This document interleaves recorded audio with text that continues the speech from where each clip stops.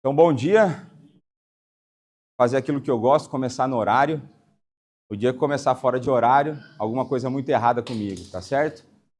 Então, vamos, para a gente começar um momento tão importante de estudo da palavra, vamos acalmar nosso coração. E a gente viu na semana passada que um jeito de acalmar o nosso coração, como que é? Orando, né? Não foi? Foi isso que eu preguei semana passada? Foi, né? Parece que foi. Então, vamos orar. Pai, muito obrigado por mais essa semana que se inicia. Muito obrigado por esse dia tão especial na nossa semana. Um dia que nos ensina que, para aqueles que creem em Jesus Cristo, a nossa semana começa com descanso.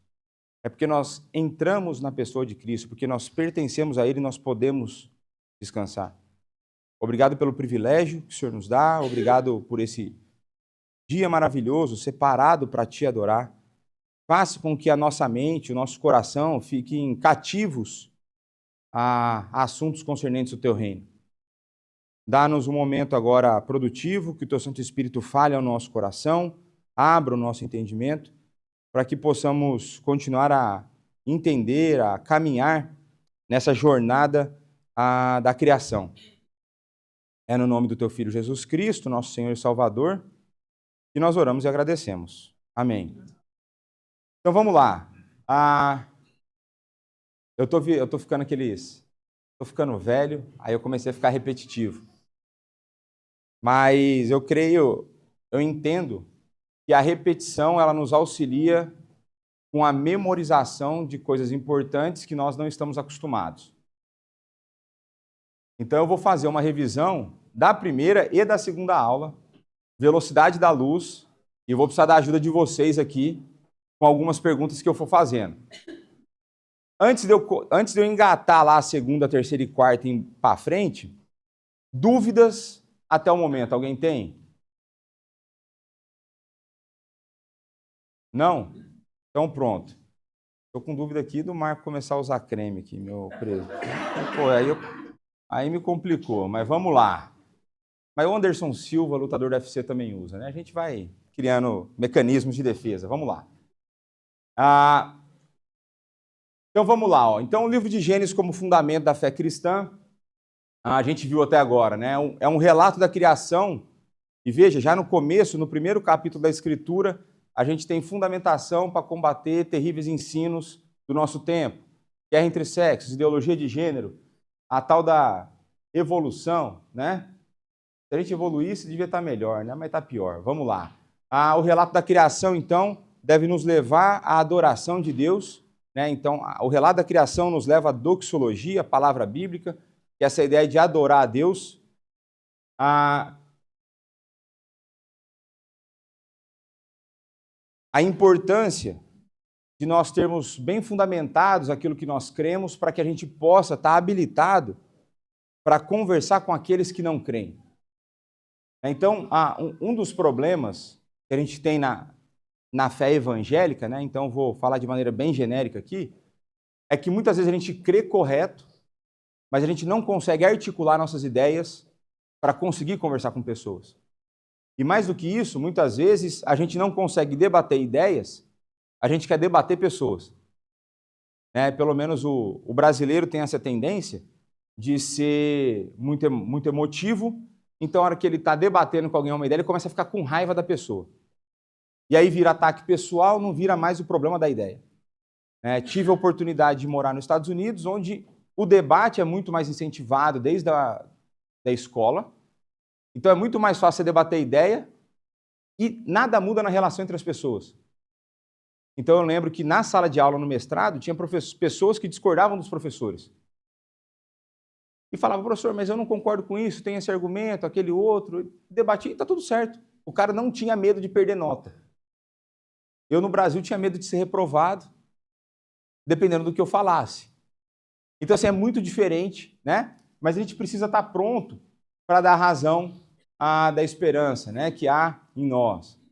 Conversamos sobre Moisés ser o autor de Gênesis. Nós falamos sobre as possibilidades de como o relato da criação chegou para nós, né? Chegou primeiro para Moisés, para daí depois chegar para nós. Isso aqui vai ser muito importante do dia de hoje. A gente viu, mostramos, matamos, aqui não sei se tem essa, matamos a cobra e mostramos o pau lá. Tá aqui, ó, matamos mesmo. Mostramos que o relato da criação é uma prosa histórica. Ela é um texto narrativo que conta uma história real. Nós mostramos isso na gramática. Nós fomos lá no hebraico, coloquei umas partículas chatas para vocês aqui, mas é isso. E a gente mostrou que existe, então, a gente viu, né? Quem mostrou fui eu. Eu não gosto das pessoas que falam disso, porque nós, não fui eu que fiz, né? Nós vimos, né? Mas eu apresentei aqui para vocês essa ideia de mitos da antiguidade que corroboram com o relato bíblico, né? E na aula passada, a gente viu que existem, então, marcadores interpretativos que os caras que copiaram, né, os maçoretas, que faziam a cópia das escrituras, colocaram para nos mostrar que, ó, encerramos um parágrafo. E toda vez que esse parágrafo encerrava no relato da criação, era o final do quê? O final de um dia. Então, no prólogo, de Gênesis 1 a Gênesis 2:3, nós temos, então, 7 marcadores. E aí, esses marcadores, uma coisa importante que eu não falei, vou falar agora, é que quando ele entra no verso 5, isso mostra para nós que o verso 1 e 2 faz parte desse parágrafo, corroborando ainda mais com a ideia de que o verso 1 apresenta o primeiro ato criacional e não um resumo de uma história. Porque ele está inserido no outro parágrafo. Ele está inserido no mesmo parágrafo do primeiro dia, né? Então, nós vimos que nós temos, então, 7 dias distintos de atividade criacional e descanso. Isso aqui é uma teologia que a gente precisa aprender muito aqui na nossa igreja, teologia do descanso, do dia do Senhor. Vou chegar lá, a gente vai conversar bastante sobre isso. A gente viu que nesse prólogo, Gênesis 1:1 a capítulo 2:3, não existe troca no sujeito dos verbos. É sempre Deus agindo. É um relato que mostra o poder, a criatividade, a soberania de Deus sobre tudo, sobre todos, uma vez que Ele começa tudo o que está acontecendo. Nós vemos então que Deus ele é o primeiro sujeito e também será o último. Quando Ele voltar em justiça, quando Ele voltar em poder para julgar vivos e mortos, nós temos então o começo e o fim da história humana da maneira como a gente vê, com Deus agindo. Nós vimos que no verso 1 apresenta o ato criador, como Deus criando tudo a partir do nada. O que a gente dá esse nome aqui, ex nihilo, do nada veio a surgir alguma coisa. A diferença é que a gente tem aquele que tem poder para do nada criar algo. Diferente de outros que acreditam na loucura, que do nada algo passou a existir sem nada ter acontecido. Enfim. Nós vimos o verbo criar aqui, né, o verbo bará. Ele aparece 39 vezes em todo o Antigo Testamento e Deus sempre é o sujeito desse verbo. Esse verbo nunca é usado para o ser humano. Mas nem sempre esse verbo significa que Deus está criando do nada. Então a gente tem que tomar cuidado, e aí começam umas falácias interpretativas. Esses dias eu vi uma na internet, o pastor foi lá, leu o Salmo, e no Salmo Davi pede para Deus barar um coração novo, para Deus criar um coração novo nele. Né? Ele falou, tá vendo? O salmista está pedindo por algo inédito, para Deus criar algo do nada. Não, não é isso que ele está pedindo. Não é isso que o verbo significa todas as vezes. Né? Existem nuances no texto, e a gente vai ver que uma palavra importante, que ela tem várias nuances, várias possíveis traduções, e eu vou mostrar que isso é uma característica da língua hebraica. Então nós vimos lá que no primeiro verso, os céus e a terra, né, a palavra que o nosso amigo, nosso irmão Damião gostou, merisma, né?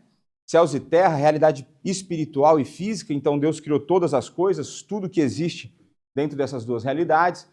A gente viu então a diferença entre o céu supremo, onde Deus habita, e o espaço e o céu que nós enxergamos, onde as gaivotas do porto voam.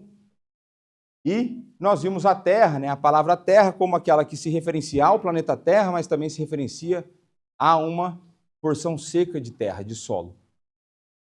Então, acabei de dar aula, quase 2 horas de aula em 2 slides, em 10 minutos. Pronto? Então, vamos para a aula de hoje, ver se eu consigo avançar na aula de hoje. Última coisa, a gente conversou, né? Foi uma pergunta importante, de uma terra, a terra estava sem forma e vazia. E aí foi importante a gente entender dentro do contexto de que tudo era bom, de que estar sem forma e vazia não era algo mal, não era um caos. Era apenas o processo de progresso da criação em que Deus estava a realizar. Então, isso apontando então para a terra não estava habitável para o ser humano. E aí a gente vai ver que nessa progressão maravilhosa, a maneira como Deus cuida de nós, onde Ele gasta então 5 dias preparando a criação para que a gente venha brilhar, né? Então vamos lá. Dias da criação, né? Então existe um grande debate acerca dos dias da criação. O como que nós devemos entender esses dias? Como que a gente deve entender na questão do espaço, do tempo, o que foram esses dias? E eu não vou gastar aqui meu tempo explicando as possibilidades. Eu vou falar que eu acredito e vou dar razão porque que eu acredito. E vou dar razão suficiente para você olhar e falar assim, se eu pensar diferente disso, está meio complicado. Eu estou tendo ajuda, tem pessoas abençoadas dessa igreja me ajudando na edição e na tradução. E aí, quem sabe, um dia eu vou disponibilizar um vídeo para vocês da entrevista que eu fiz com o cara que me deu essa matéria. E ele vai explicar as principais possibilidades de interpretação dos dias da criação, que são apenas 9. Perguntei para ele, quais são as principais? Ele, 9. Eu falei, não, são as principais. Ele pega as 9 e resume as 9. Ele respira esse negócio, né? Eu acho que ele com certeza, provavelmente ele consegue escrever esse texto em hebraico de cabeça. Assim. E agora, quais são os motivos, então, se a gente tem um texto e você lê primeiro dia, segundo dia, terceiro dia, por que existe tanto debate? Para a gente entender o que está escrito dia, falar que espaço de tempo é esse. O que vocês acham que existe dificuldade nessa conversa?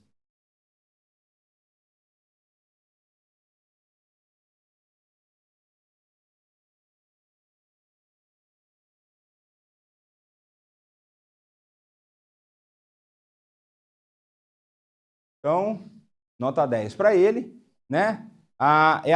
Por conta dessa questão da evolução proposta por Darwin.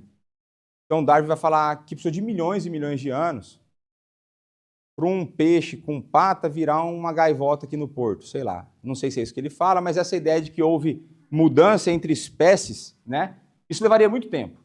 Tanto tempo que ninguém consegue ver. Mas é outra história. Ou então, uma tentativa de adequação a alguma tese, alguma narrativa da moda.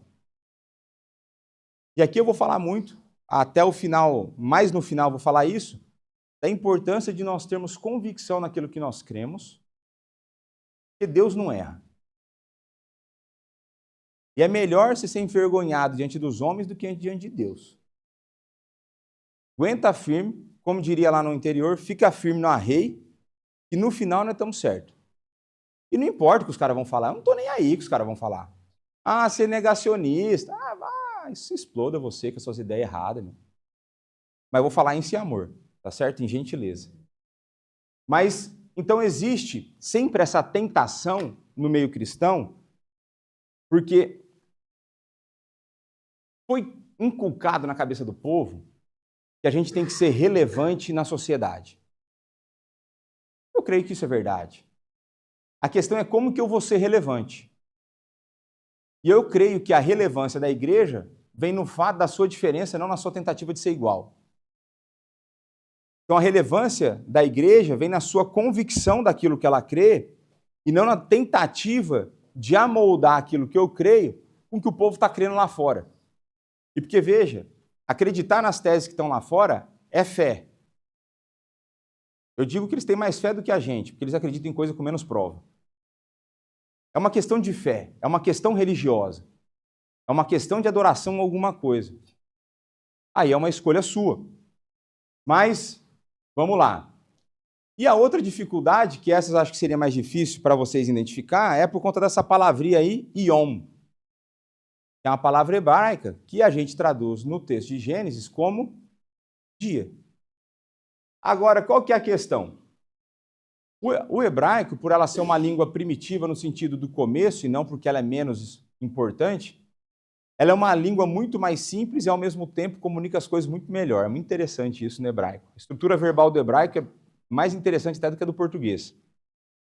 E do inglês também.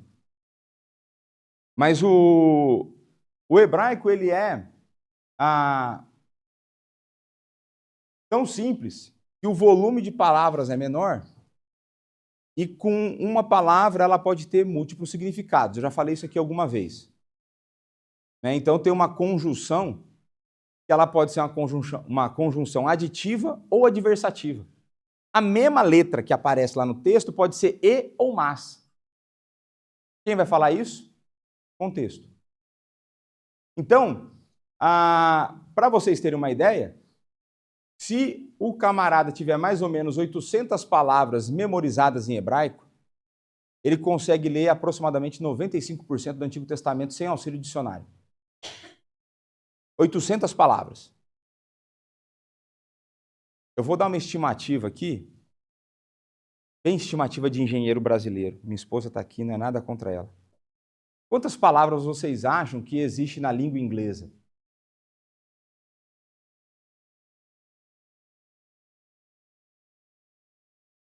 Nosso presbítero Marco falou 500 mil. Então, as estimativas dos engenheiros americanos varia de 500 mil a 1 milhão de palavras. Tá? Beleza. Mas isso para você, ser o cara mais falante de inglês do que qualquer americano. E qualquer inglês. Qualquer britânico. Ao mesmo tempo, por exemplo, para você entender o Novo Testamento, tem um amigo meu que é professor de Novo Testamento, Shum. Foi para o Shum. Quanto que nós precisamos saber, de grego, para estar assim, tô voando no Novo Testamento, para ser professor de Novo Testamento? Quanto que eu tenho que ter memorizado? Olha, a partir de umas 3.000 palavras. Então, veja, é quase 4 vezes mais do que eu preciso saber em hebraico para ter 95% do Antigo Testamento. No final do terceiro semestre eu estava aqui, agora eu já não estou mais. Agora já foi caindo, eu parei de praticar, burrice, preciso voltar a praticar. Mas, então você consegue entender como que com 800 palavras eu tenho que comunicar a mesma coisa que nações comunicam com 500 mil? Entende a dificuldade e o porquê que a palavra vai ter múltiplos significados? Então vamos lá. E aí, essa palavra ion, só de Gênesis 1:1 a 2:4, é usada de 3 formas diferentes, no mesmo texto. Então vamos lá. Então Gênesis 1:5, chamou Deus a luz dia e as trevas noite. Houve tarde e manhã, o primeiro dia. Então vamos lá. Onde está o ion? Circule o ion, né? Então está aqui, ó. Deus chamou a luz dia. Beleza? Houve manhã, houve tarde, houve manhã, um dia, primeiro dia. Beleza? Gênesis 2:4. Esta é a gênese dos céus e da terra quando foram criados, quando o Senhor Deus os criou. Aí aqui a tradução no português não ajudou, mas está aqui.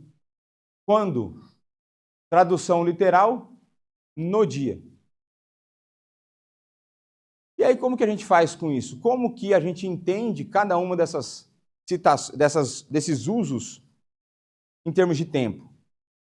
Aqui, eu creio que não seja difícil para você entender que o primeiro, quando Deus chama a luz de dia, ele está falando do período com luminosidade. Eu não acho que seja difícil entender isso. O contexto mostra. Quando ele fala que houve o primeiro dia, aqui eu já estou argumentando pelo período de 24 horas. E quando chega, esta é a Gênese, a criação, o surgimento dos céus e da terra. Quando foram criados, se foram criados céus e terra, ele está falando quando Deus os criou, ele não está falando de um tempo, ele está falando de um evento. Tranquilo? 3 usos. Agora, Vou usar a minha cola aqui das outras possibilidades de tradução de on para outros contextos. Hoje, no plural, ele pode ser alguns dias ou algum espaço indefinido de tempo. Dependendo com o modificador que tiver associado ao dia, pode ser, por exemplo, um ano.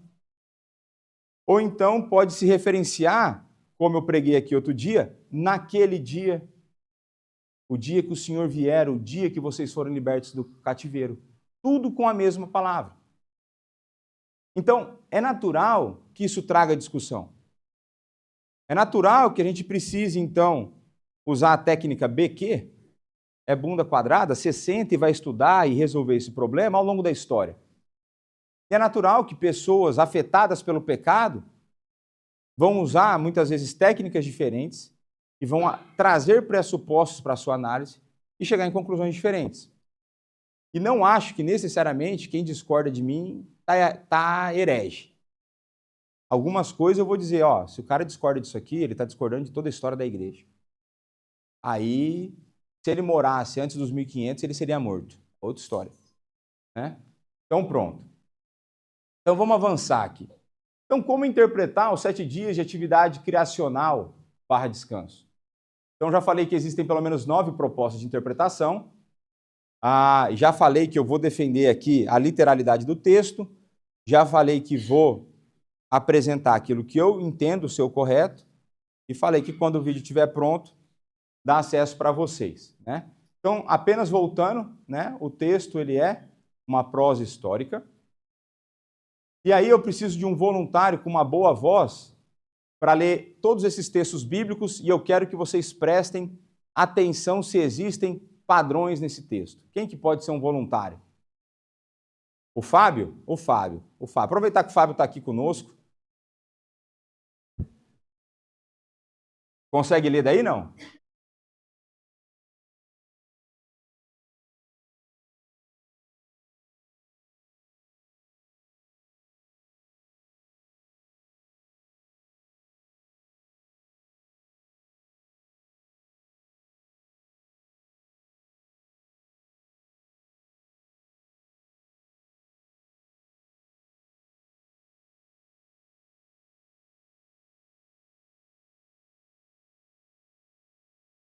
E aí o maior, que vai ser mais...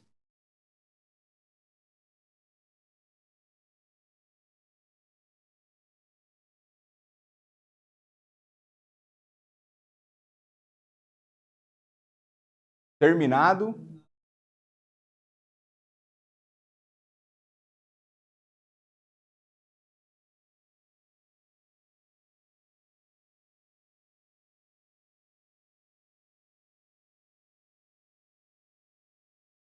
Então a gente já viu aqui que Deus não se cansa, ele estava parando ali a questão criacional.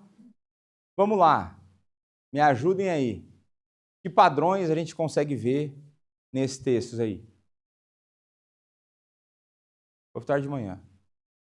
Mais alguma outra coisa? Tá. Então pronto. O artigo é problema nosso no português.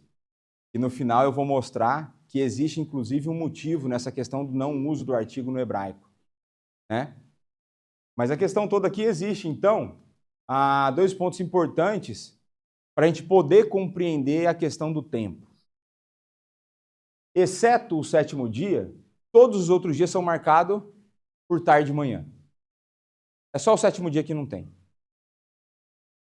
E exceto o 1º dia, todos os outros dias são números ordinais.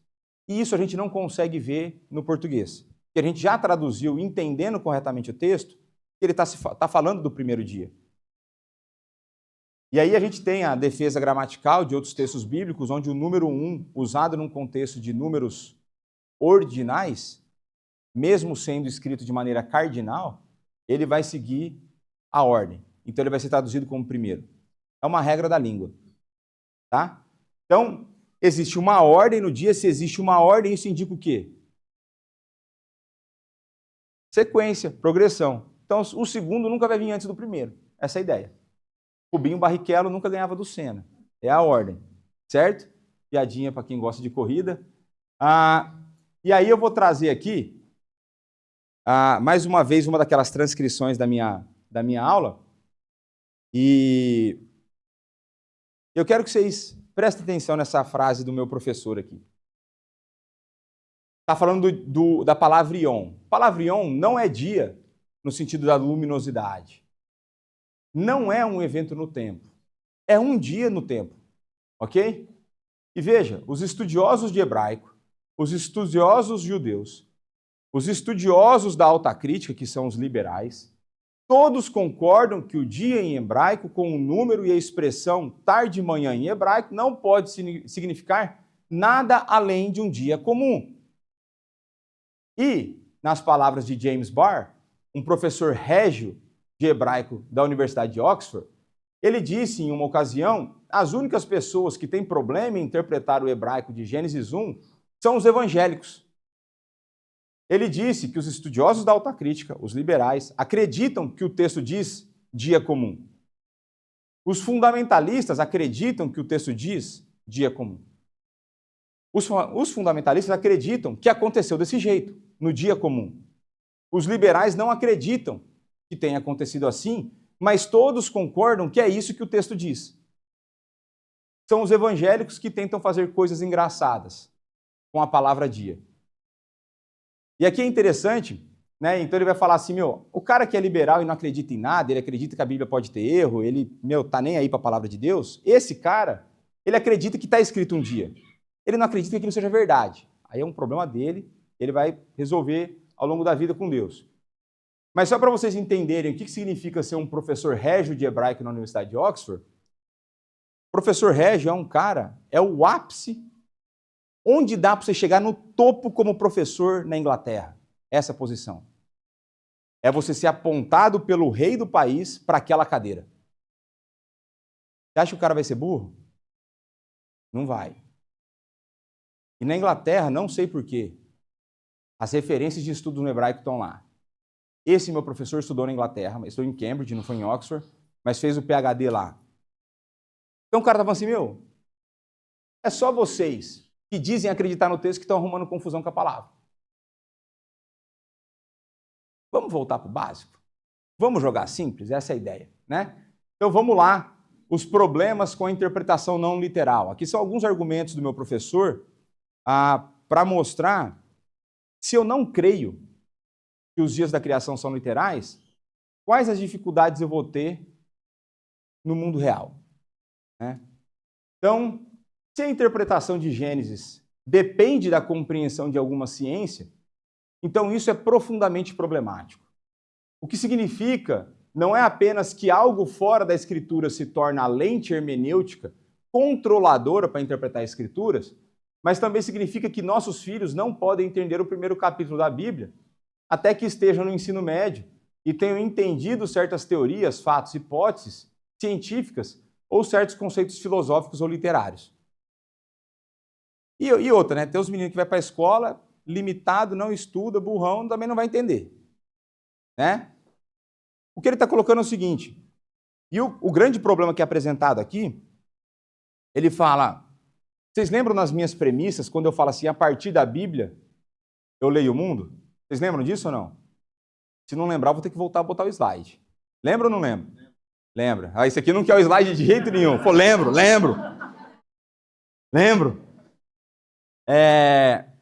Então, os crentes, aqueles que devem possuir uma cosmovisão cristã, ou seja, uma visão de mundo cristã, e a visão de mundo cristã ela vai ser fundamentada no quê? A palavra inerrante, inspirada, autoritativa e suficiente. Então, se é nela que eu me baseio para ler o mundo, eu não vou pegar o mundo para lê-la. Então, eu não vou pegar o que o Darwin falou e vou tentar empurrar alguma coisa no texto, porque isso não estava no texto. Então, existe uma matéria que a gente chama lá de exegese.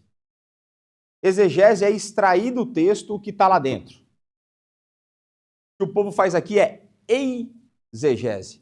Ele pega e enfia no texto coisa que não estava. Então, a minha luta, todo domingo, é chegar aqui e pregar só o que o texto diz, não o que eu quero falar para a igreja. Porque eu sou o mensageiro, eu não sou o dono da mensagem, eu não tenho o direito de alterar essa mensagem. Então, toda semana essa luta. Eu falo assim, mas eu queria dizer umas coisas para o povo, mas não está no texto. Entendeu? Então, ele vai falar assim, se eu tenho uma ciência, pseudociência, alguém propor uma coisa que não está evidenciado, que não está provado, dominando a minha leitura da Bíblia, eu tenho um problema. Eu tenho algo de fora me ensinando o que eu tenho que fazer com o texto dado por Deus. Isso é problemático. E aí ele vai além, ele fala, veja, a mensagem da salvação, ela é entendida por crianças, por pessoas menos doutas, né? Pensando na realidade do Brasil, por pessoas analfabetas. É possível que pessoas analfabetas compreendam a mensagem da salvação. Então quer dizer que aquilo que Deus criou, ele não vai conseguir entender, porque ele precisa ir para a escola.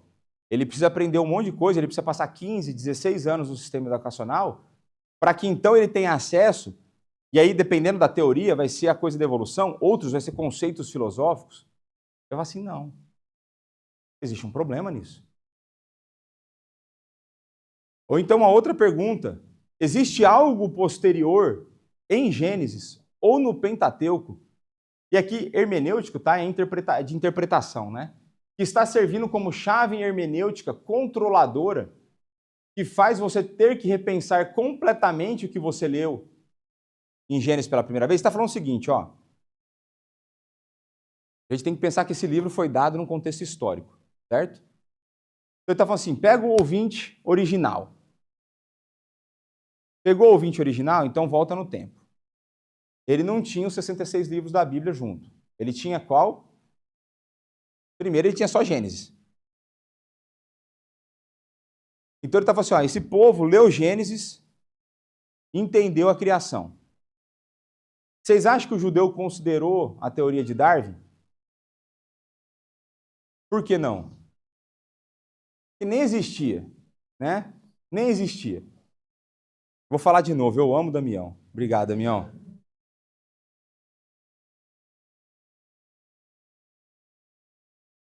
Então ele vai falar assim, durante tempos, esse povo acreditou de que era o dia.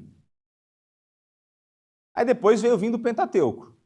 E tem alguns textos do Pentateuco que o pessoal vai tentar falar assim, não, mas a palavra Ion lá significa eras. Vamos voltar agora e reentender tudo. Isso é problema. Isso não faz sentido no processo de interpretação da Escritura. E eu vou chegar lá, se você estiver pensando assim, não é a Bíblia que explica a Bíblia? A gente vai falar sobre isso também. Então, em outras palavras, se você lê o texto em seu sentido claro de uma maneira, e depois de ler as escrituras posteriores você volta, desconstrói a primeira leitura e reconstrói uma nova leitura, totalmente diferente, isso é o que eu chamaria de uma hermenêutica retrospectiva desconstrutiva. Nome difícil, né? Mas a ideia é o seguinte, se conforme você avança na leitura bíblica, conforme você vai adquirindo mais conhecimento, você precisa voltar para o começo, destruir tudo que você entendeu para construir um novo entendimento, dentro de um processo interpretativo, isso é problemático. E aí eu vou explicar o porquê. Porque eu sou um dos grandes defensores, dos grandes não, né? Eu só sou um defensor, não sou um defensor, de que a Bíblia explica a própria Bíblia. Se eu tenho um texto difícil, eu vou e procuro outros textos que vão me ajudar a lançar luz naquele texto que está difícil. Eu sou o defensor disso. Mas eu vou mostrar para vocês o que eu entendo da maneira como isso deveria ser feito, né? E nesse caso, o ouvinte original, se você for seguir a interpretação, tem um cara lá, que um dos riscos que acadêmicos cristãos vão sofrer, uma tentação que eles vão sofrer, é querer receber o conhecimento dos de fora. Então existe dentro da academia, dentro do mundo universitário, essa busca por relevância dentro do meio. E se nós cedermos à tentação de que eu vou abrir mão daquilo que eu creio para ser aceito e ser ouvido por aqueles que não creem, eu estou abrindo mão dos meus princípios e eu vou começar a falar besteira de acordo com o padrão bíblico. Então tem um cara famoso, apologeta famoso, que ele tem se perdido no caminho E uma das coisas que agora ele cedeu é essa ideia meio que de uma evolução teísta. Ele tenta misturar a evolução com os dias da criação, aí tenta falar que um dia, na verdade, foi uma era. Então, se o dia pode ser entendido como uma era, milhões de anos pode ter passado do primeiro para o segundo dia, do segundo para o terceiro, e aí a gente chega em bilhões de anos. Mas eu posso, então, ao mesmo tempo, tentar manter um pé em dois barcos, cada pé num barco. Eu mantenho um pé na fé falando que foi Deus que criou, mas eu mantenho um pé no outro lugar falando assim, mas dá para ser um período diferente. E aí, nisso, as pessoas tentam buscar relevância acadêmica. E a busca do acadêmico bíblico não é buscar relevância, é buscar a verdade. A gente não busca ser aceito, a gente busca apresentar a verdade.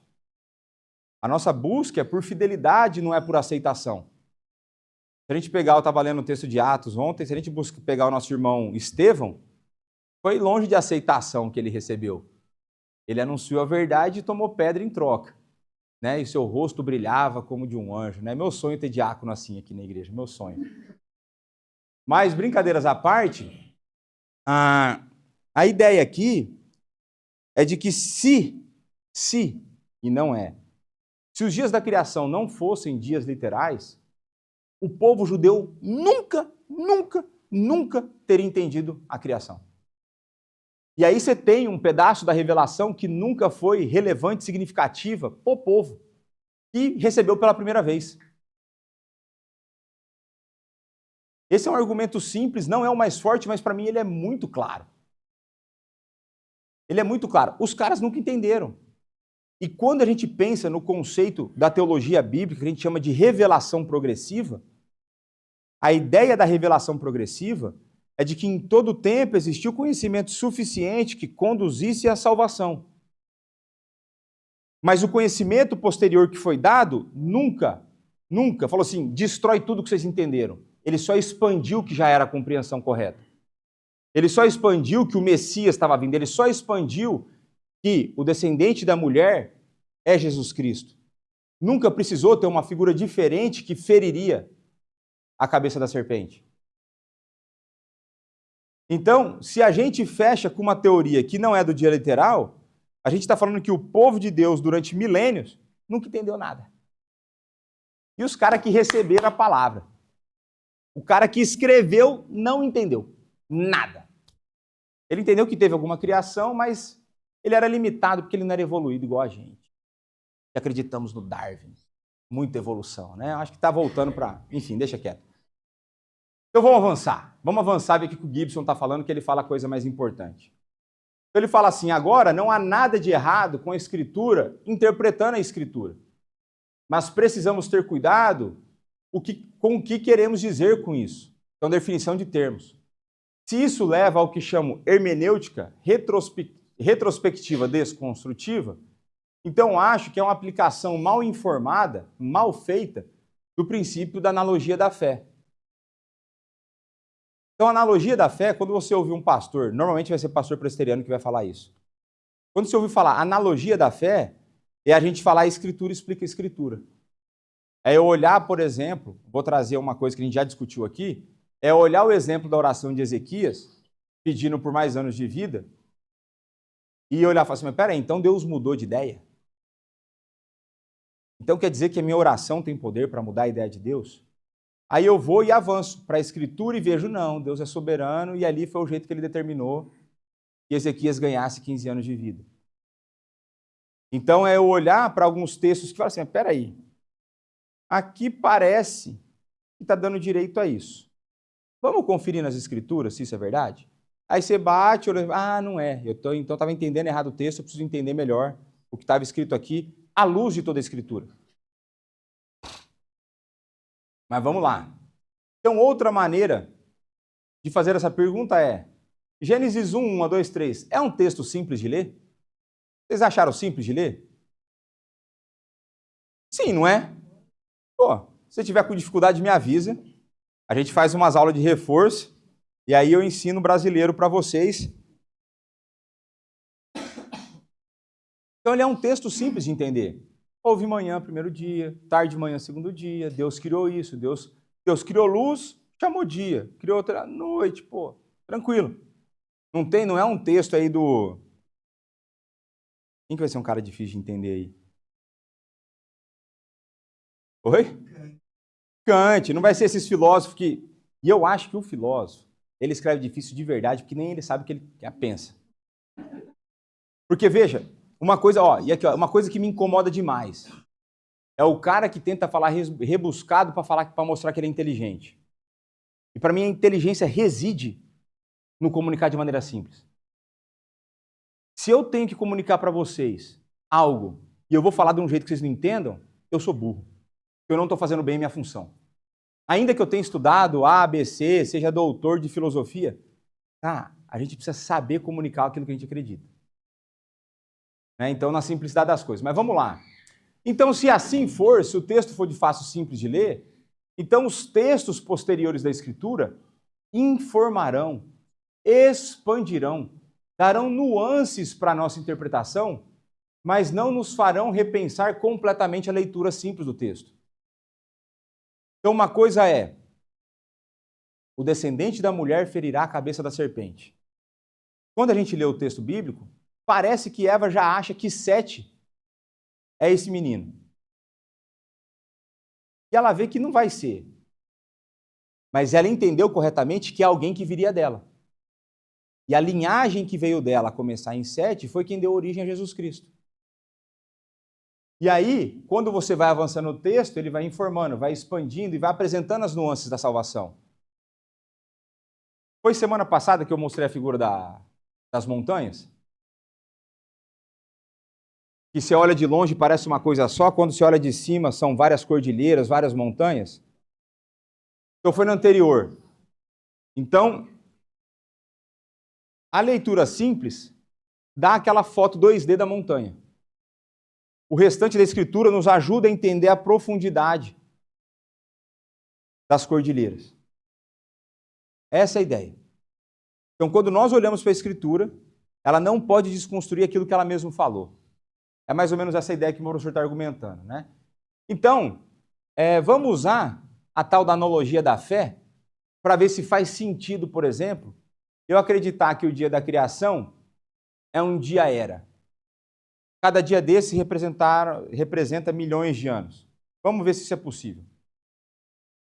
Então, nós vamos lá para o Novo Testamento. Nosso irmão na fé, João, o discípulo amado, ele escreve assim: no princípio era o Verbo estava com Deus e o Verbo era Deus. Ele estava no princípio com Deus. Todas as coisas foram feitas por intermédio dele e sem ele nada do que foi feito se fez. Agora, por exemplo, eu lendo João, eu começo a entender que a palavra criadora de Gênesis é Cristo. Mas isso é nuance e expansão de informação, não é algo novo. Porque a gente sabia que Deus criou através da sua palavra. E agora a gente já sabia que o Espírito pairava. Agora a gente consegue ver, Trindade estava lá. E aí o Jacob estava certo quando ele falou que as 3 pessoas da Trindade estavam no lado da criação. Entendeu? Agora, o que é importante nesse texto de João? Quantas coisas foram feitas por intermédio dele? Quando foi isso? Em arquê. Em arquê. No princípio.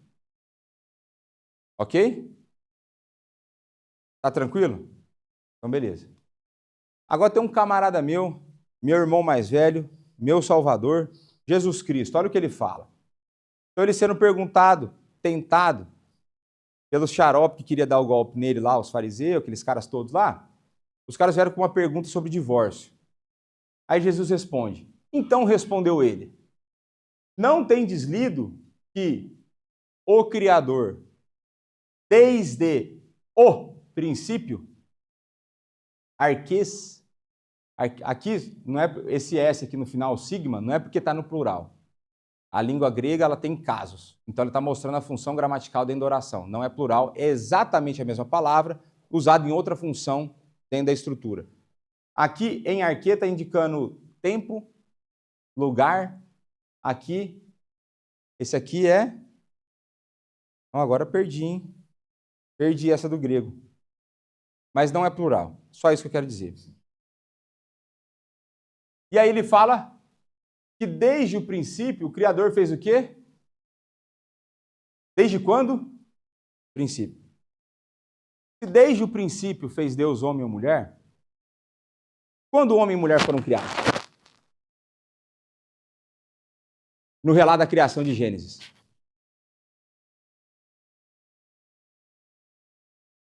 No sexto dia. Se foram criados no sexto dia, e cada dia foram eras de milhões e bilhões de anos, tem como, desde o princípio, ter sido criado homem e mulher?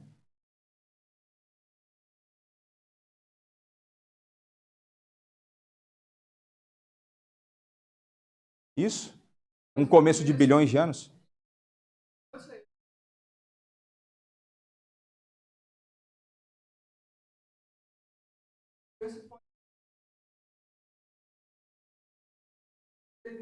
Então, exatamente. Então, exatamente esse é o meu argumento. Se o homem e a mulher foram criados no sexto dia, que seria o início da sexta era, ele não é o princípio. É esse o argumento. E aí, quando a gente vai estar discordando de quem nessa interpretação, se eu achar que não. Do mesmo cara que te salvou. A gente vai discordar de Jesus. E aí a gente já apresentou aqui, né? Foi inclusive Jesus que apresentou o argumento de que Moisés foi o autor de Gênesis e tudo mais. Eu entendo e eu creio que ele sabia o que ele estava falando. Ele fez parte do processo todo, né? Então, já acabei dando a explicação, isso contribui para o nosso entendimento, que Jesus entendia então que desde o princípio, porque ele estava lá e ele é onisciente, e de que é ele quem criou, é por intermédio dele que as coisas são criadas, que desde o princípio foi feito homem e mulher. É isso. Então vamos lá, para concluir. Então eu creio nos 7 dias literais da criação e descanso. Eu creio nos 7 dias consecutivos e progressivos da criação. Essas duas frases são minhas. O resto, que é o importante, é o que eu aprendi, estou reproduzindo frases de outro. E eu entendo que o sexto dia, ele é o clímax da criação. E aqui nós vamos entrar no que o Marco falou do artigo definido, masculino singular. Então, eu creio que o sexto dia é o clímax da atividade criacional. Então, o sexto dia mostra uma série de aspectos climáticos que apontam na direção de que este seja o clímax cronológico dos dias da criação. Você aonde você, é esse dia que aí virou muito bom. Certo? Então, vamos lá. O aumento da quantidade de fala divina. Então, Deus fala muito mais no relato da criação do homem, mais do que ele fala quando ele criou passarinho, quando criou cachorro, quando criou os pets. Fala muito mais do que quando criou esses negócios. Deus fala consigo mesmo quando vem a fazer o homem, então a gente chama isso de intratrinitariana. É uma conversa intratrinitariana. Olha aí que trava-língua. Diferente de quando fez os pássaros ou os peixes. Então, quando ele vai falar assim, vamos fazer homem e mulher, assim, façamos a nossa imagem e semelhança.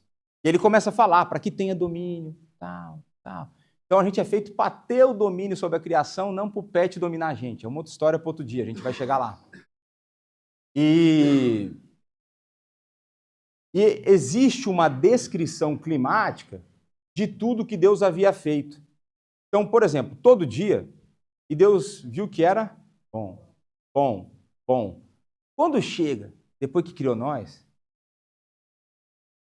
ele vai falar assim, tem uma interjeição aqui, riné. Riné é tipo assim, presta atenção. Toda vez que aparece, e nem sempre é traduzido no português, mas no hebraico você vê lá, riné. Você viu riné? Abre o olho. Presta atenção no que vai aparecer agora.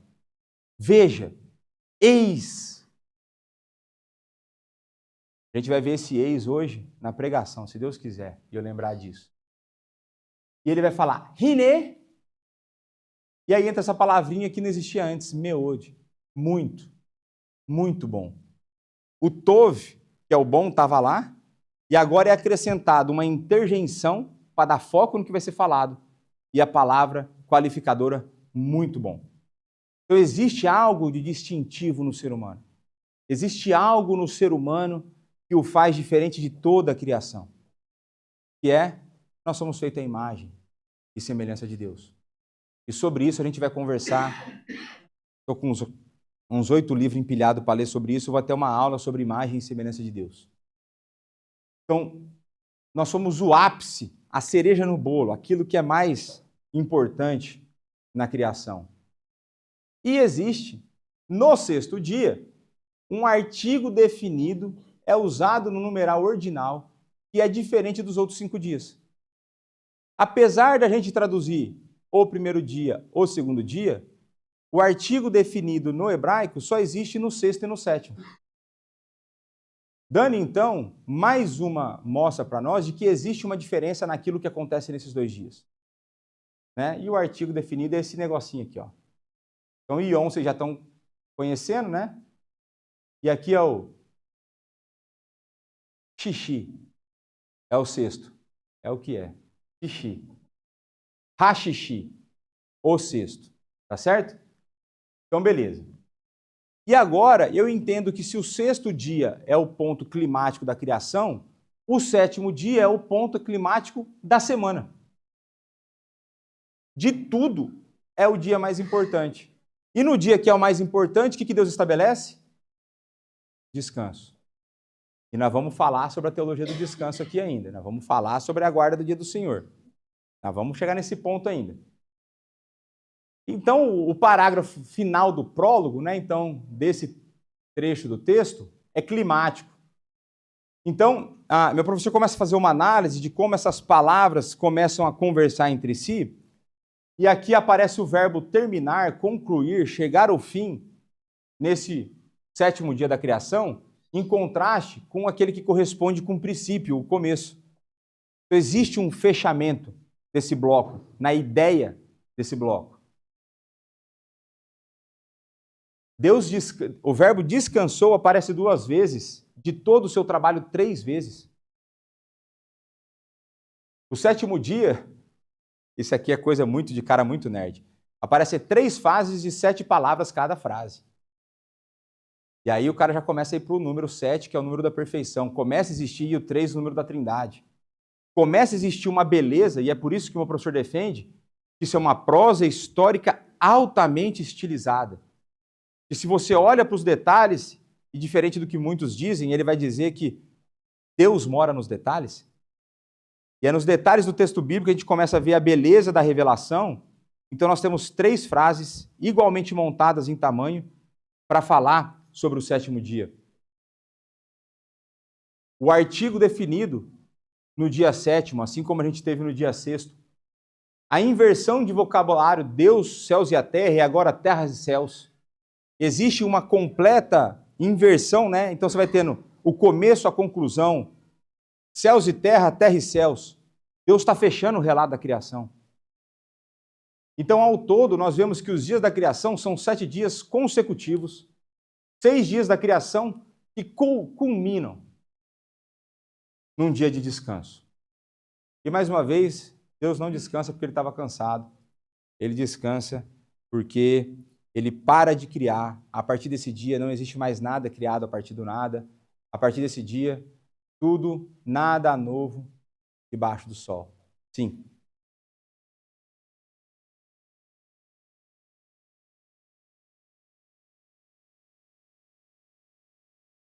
Não. A gente vai chegar lá. A gente vai ter uma aula que eu vou falar sobre isso, que as pessoas confundem o sol com fonte de luz. A lâmpada é o quê? A gente não precisa do sol para ter luz. Agora, quando a gente vai para Apocalipse, por exemplo, lá fala que em Apocalipse não existirá noite, mas também não existirá sol. De onde vem a luz? Deus é a própria luz. Por exemplo. Então a gente vai começar a ver que, veja, e se eu falo que Deus precisa do sol para ter luz, eu limitei Deus. Deus pode criar luz de onde ele quiser. Então a gente vai chegar nessa ordem, né? Porque tem uns caras que vão falar que Ah, Deus fez o paralelo, no dia tal ele criou o ambiente, no outro dia ele cria o que preenche aquele ambiente. Aí existe uma incoerência. Quando ele cria os céus, ele fala assim, ah, e aí ele cria os pássaros. Mas os pássaros, no texto, fala que eles se reproduzem na terra. Eles não são habitantes dos céus. Então tem várias coisas ali que o importante não é isso. Mas Deus não precisa do sol para gerar luz. Faz sentido? Então pronto.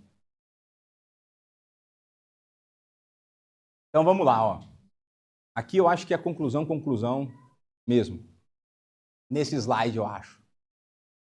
Então aqui tem um cara que eu gosto, e esse é um dos caras difíceis de entender, chamado Gerhardus Voss. É ele aí o proponente. Se você alguma vez na vida ouviu o termo História da Redenção, se você ouviu revelação progressiva, se você ouviu unidade orgânica da palavra, esse cara foi quem cunhou esses termos. Tá certo? É o mestre, né?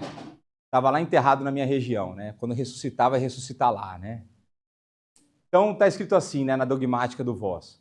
Sim, alguns querem dar uma exegese, aquela ideia de extrair o que está no texto, hipercientífica, que satisfaça a percepção mais recente e a moda mais recente. Só um detalhe, tá? Esse cara viveu no começo do século XX. Ele está debatendo quando Darwin era o hotshot, quando ele era o cara. E não tinha rede social, não tinha nada. E aqui os crentes estavam cedendo para essa forma de pensar. É quando surge o liberalismo teológico, é uma época de luta. E esse cara se levanta. Deus levanta esse cara. E ele vai falar, todos os tipos de teorias da física, geologia e astronomia foram projetadas na narrativa. Então, fala assim, os caras estão pegando coisa lá que não tem nada a ver com a Bíblia e estão tentando enfiar aqui no nosso livro. Não funciona assim. Vamos dar uma sossegada. Alguns sustentam que a teoria da evolução em sua totalidade está contida nesses capítulos. Tem uma galera que fica tentando empurrar, falei dos dias zero. Isso talvez seja zelo apologético. Assim, os caras estão até querendo defender a nossa fé. Eles estão tentando manter a nossa fé no campo da ciência para discussão. Eles estão até tentando isso. Mas vamos ver o que ele vai continuar. Pô, mas é uma má exegese. Ou seja, você pode estar com boa intenção, mas você está com má interpretação do texto. E lá no Brasil a gente fala que de boa intenção o inferno está cheio. Então o nosso negócio é fidelidade. Toda a interpretação de Gênesis 1 e 2 deve ser justificada exegeticamente. Ou seja, é com o texto, é com a língua, uma língua que Deus escolheu. Veja, Deus poderia ter escolhido se revelar em qualquer época da história. Então, tinha um professor de grego, porque uma coisa muito comum no seminário no Brasil, e esse professor de grego era amigo do pai do Lucas. Era um negócio... Quando você se depara com o hebraico grego, é muito assustador. É muito assustador. É de tirar o sono, dependendo do... né? E naturalmente, quando a gente se depara com situações adversas e difíceis, qual que é a nossa primeira reação? Reclamar. Quem falou reclamar? Minha esposa, gabaritou. Mas é porque ela vê eu fazendo isso, não é porque ela faz. A primeira atenção nossa é reclamar. E aí o professor já está acostumado com esse tipo de reação de todas as turmas. E grego e hebraico é a matéria que divide turma. Então você começa tomando pau em grego e hebraico, você já não vai formar com teus camaradas praticamente. E aí um dia ele falou assim, um detalhe, tá? Antes de vocês começarem a reclamar da língua grega e da língua hebraica, lembre-se que foi Deus quem escolheu se revelar nessas duas línguas. E se Ele escolheu se revelar nessas línguas, vale a pena o nosso esforço, vale a pena o nosso sacrifício, vale a pena perder o feriado, vale a pena, que a gente fala, suor, sangue e lágrimas. Então, se Deus se revelou numa língua, eu tenho que me esforçar para entendê-la. E não vir com ideia de fora e querer interpretar e empurrar coisa lá dentro no texto. É isso que o nosso amigo Voss está falando. Que a ciência tenha descoberto isso ou aquilo, ou pense tê-lo. Veja, eu gosto, cara inteligente é diferente, né? Não é o suficiente para nos levar a descobri-lo em Gênesis. Então não me vem com as suas conversinhas para cima de Gênesis. Essa que é que ele está falando na linguagem mais erudita. Então o nosso negócio é com o texto bíblico. A nossa fé é fundamentada no texto bíblico. Se o texto bíblico tiver um pedaço dele que for mentira, a nossa fé não vale de nada. Um pedaço. Uma palavra, um versículo que falar, acabou. Acabou a fé. Mas estamos aí, 5, 6 mil anos, 8 mil anos na pista, funcionando, certo? Aí um outro camarada, também lá de Princeton, né? O Voss, né? Ele era... Olha que legal a história desse cara. Ele é holandês, gênio holandês. Quem aqui já ouviu falar do Abraham Kuyper? Abraham Kuyper, protestante, holandês, que além de protestante, criou um partido político que seria visto com maus olhos na igreja de hoje, porque ele criou um partido político chamado antirrevolucionário. Abraham Kuyper entendeu a partir da Escritura que a fé cristã ela não é revolucionária. Ela é antirrevolucionária, ela é contra o comunismo, ela é contra o marxismo, ela é contra a visão materialista de mundo. Né? Então ele cria esse partido, e ele não apenas cria esse partido, ele é eleito primeiro-ministro da Holanda. E esse cara faz então um convite para o Voss. Voss, vem aqui dar aula na minha universidade. Aí o Voss fala, pô, não dá, já aceitei, eu vou indo para os Estados Unidos, vou dar aula em Princeton. E aí ele é o cara que, dizem, né, que no dia que ele morreu, falam que morreu a ortodoxia em Princeton. Então foi ele que segurou as pontas em Princeton para que os outros dissidentes abrissem o seminário que eu fui estudar. Então aqui, nesse nome aqui tem história, né? Então um cara de convicções. E junto com ele era professor esse cara aqui, B.B. Warfield. Sempre gostei desse sobrenome, campo de guerra. Não é? Eu acho massa o sobrenome em inglês assim, então são bem significativos, né? Então uma vez ele foi perguntado, né, o que é o cristianismo? E ele respondeu, sobrenaturalismo descarado, sem vergonha. E sem vergonha, a gente não tem vergonha de falar que a gente crê no sobrenatural. Essa é a ideia. E por quê? Porque a teologia liberal tenta tirar o sobrenaturalismo do mundo. Eles vão tentar explicar os milagres da Bíblia a partir de coisas que acontecem no mundo normalmente. Exato, vai criar um monte de resenha lá, né? Eu não sei como que o vento passa e corta a água e afunda os caras depois, mas é uma outra história. Mas a ideia é que nós cremos no sobrenatural. E eu creio, Deus tem condição de fazer tudo que ele fez em 6 dias tranquilo. Eu dou conta, com a ajuda dele de fazer um sermão em 1 semana, ele dá conta de criar o mundo em 6 dias. E aí, tem um outro camarada, foi professor do meu professor, ele fala assim, nunca, né, não me esquivei das perguntas difíceis. Então, o que eu estou fazendo com vocês aqui é uma caminhada bastante profunda, bastante detalhada, até mais do que eu gostaria, eu acho, em termos e entendimento do texto bíblico, para que a gente não se esquive de perguntas difíceis. A fé cristã não é uma fé covarde. A gente lida com a dificuldade e a gente vai buscar entender. Então, que Deus continue nos abençoando e nos conduzindo. Vamos orar?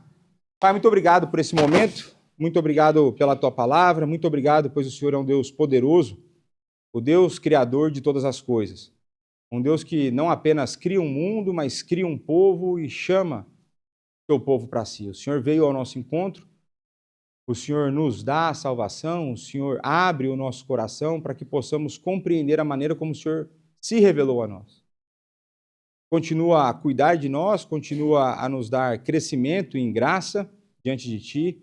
Ajuda-nos a cada vez mais compreender mais e melhor a Tua palavra, quem o Senhor é, aquilo que o Senhor faz, e que possamos, encorajados pela verdade, vivermos uma vida digna do Evangelho, uma vida corajosa diante de um mundo que nos persegue, e para que em tudo isso o Seu nome seja glorificado.